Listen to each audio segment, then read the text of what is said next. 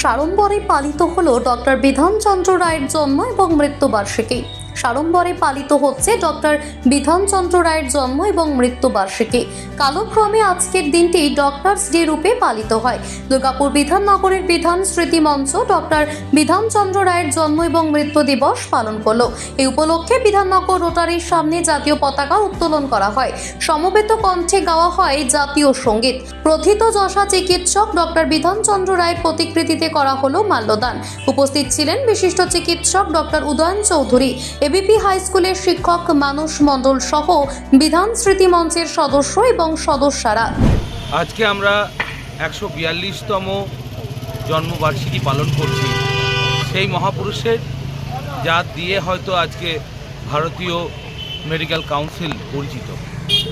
বিশ্বের একমাত্র ডাক্তার যার একসঙ্গে FRCS আর MRCP ডিগ্রি হোল্ড করতেন।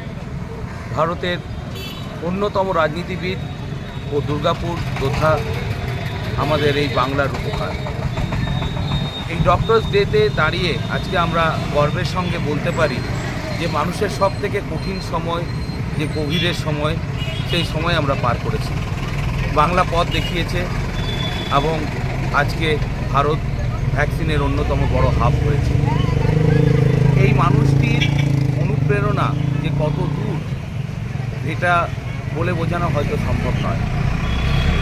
আজকে যেমন